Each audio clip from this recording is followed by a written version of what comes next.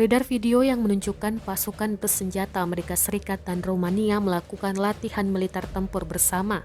Latihan itu disebut Justice Eagle saat krisis di Ukraina terus berlanjut.